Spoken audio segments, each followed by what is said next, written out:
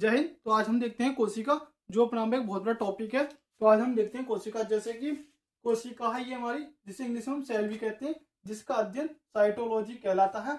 और अगर हम इसकी खोज की बात करते हैं तो ये रॉबर्ट हुक ने की थी। एक हमारे साइंटिस्ट थे रॉबर्ट हुक, उन्होंने की थी। और कोशिका, जीवित कोशिका की खोज किसने की? तो ये जो की थी ये ल्यूवेन हॉक ने की थी। अगर हम खोज की बात करते हैं तो खोज हमारे रॉबर्ट हुक ने की थी, चाहे वो जिंदी हो चाहे वो मरी हो। पर एक सवाल एग्जाम में और बनता है कि जीवित कोशिका की खोज किसने की है? तो वो की थी ल्यूवेन हॉक ने। अगर हम सिद्धांत की बात करते हैं कि कोशिका सिद्धांत किसने दिया, कि हमारा शरीर कोशिकाओं से मिलकर बना है, ये सिद्धांत किसने दिया? तो ये दिया था हमारे दो साइंटिस्ट, स्लाइडेन व स्वान। ये दो वैज्ञानिकों ने कोशिका सिद्धांत दिया। और अगर हम छोटी कोशिका और बड़ी कोशिका की बात करते हैं कि विश्व में सबसे छोटी कोशिका और विश्व में सबसे बड़ी कोशिका कौन कौन सी है, तो ये हमारी विश्व में सबसे छोटी जो कोशिका है वो माइकोप्लाज्मा है। और विश्व में सबसे बड़ी कोशिका की बात करते हैं हम तो वो शुतुरमुर्ग का अंडा।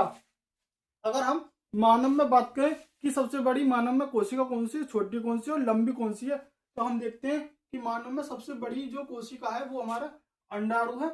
और अगर हम मानव में सबसे छोटी कोशिका की बात करें यानी कि स्पर्म यानी कि शुक्राणु है।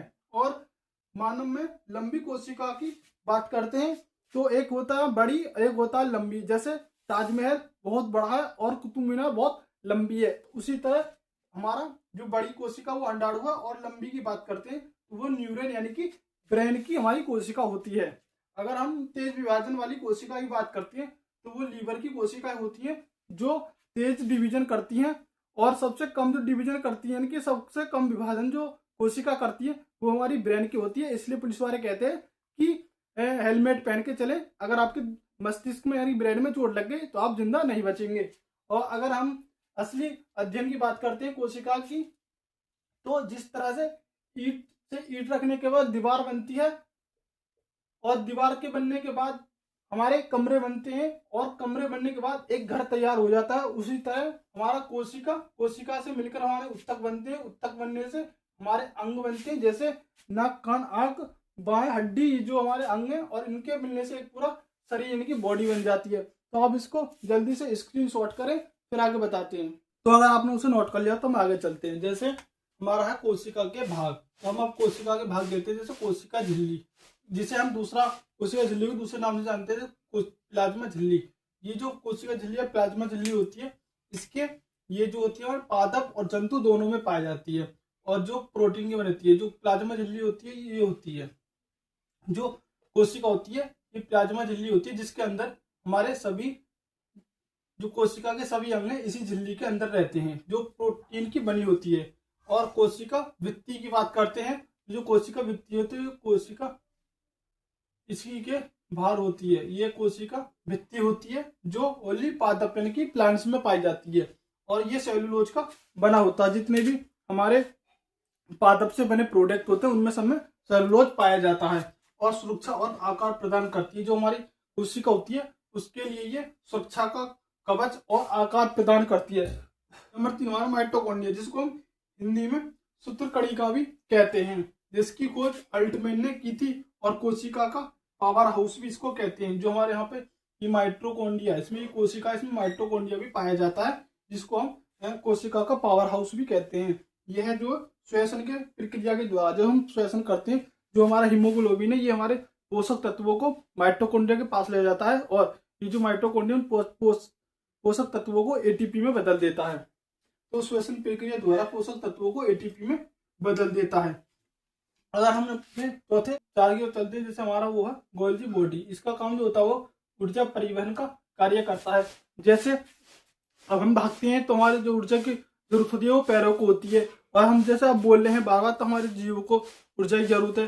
तो ये जो गोल्जी बॉडी है ये उस भाग को ऊर्जा प्रदान करता है जिस भाग को उस समय ऊर्जा चाहिए थी। जैसे हम भागते हैं तो ऊर्जा पैरों को चाहिए। अगर हम बोल रहे हैं जब बार बार तो हमारी जीव यानी कि ऊर्जा चाहिए, इसीलिए ये ऊर्जा और प्रोटीन का काम करता है, यानी कि परिवहन का काम करता है। कौन? Golgi body. तो ये हमारी जो कोशिका है गोल्जी बॉडी, ये भी इसी का भाग है। नंबर 5 की बात करते हैं तारक काय यानी कि सेंट्रोसोम। ये जो इसका कार्य होता है ये कोशिका विभाजन की पुनर्निर्माण का काम करता है। जब कोशिका विभाजन होता है तो उसका क्या होता है? पूर्ण निर्माण होता है।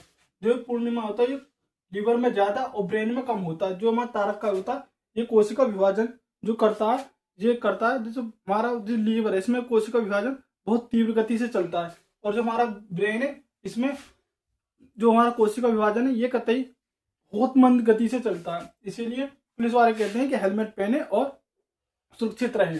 अगर हम नंबर 6 की बात करते हैं, अंत प्रतिद्रव्य जालिका की एंडोप्लाज्मिक रेटिकुलम, यह कोशिका के आंतरिक कंकाल का काम करता है। जो ये हमारा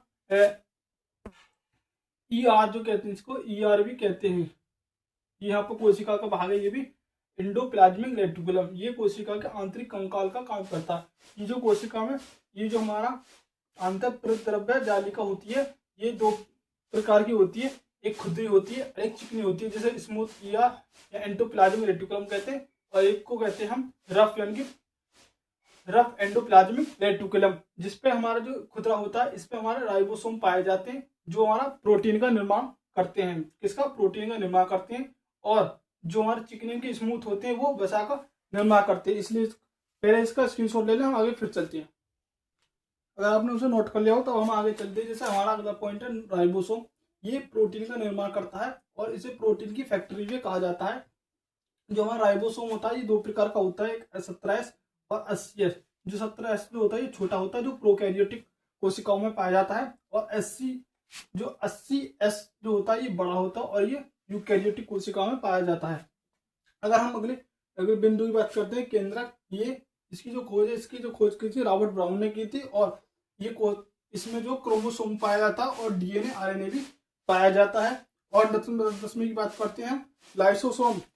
जो है लाइसोसोम होता है ये जल अपघटन एंजाइम छोड़ता है। जैसे कोशिका होती है इसमें इसके जो अन्य भाग होते हैं माइटोकॉन्ड्रिया, राइबोसोम, केंद्रक, और जो हमारे अन्य जो होते हैं इसके भाग ये जो अगर काम नहीं करते हैं तो अपना एंजाइम छोड़ता, जिसके कारण वो नष्ट हो जाते हैं, और इसे आत्मघाती थैली भी कहते हैं। अगर वो काम ना करें, अगर वो अपने आंदोलन पर आ जाए, जैसे हम नहीं कर रहे, तो वो आत्मथैलिन की खुद फट जाता है और उनको भी ले जाता है।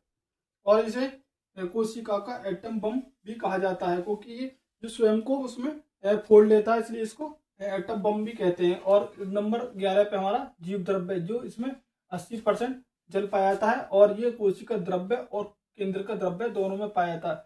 अगर ये जो जीव द्रव्य अगर कोशिका में पाया जाता है तो इसे कोशिका द्रव्य कहते हैं, अगर ये केंद्रक में पाया जाता है तो इसे केंद्रीय द्रव्य कहते हैं। और ये जो टॉपिक हमारा कोशिका बहुत बड़ा है, तो इसको हम अगली नेक्स्ट वीडियो में समझाएंगे। तो इसको इतना ही रहने देते हैं। जय हिंद।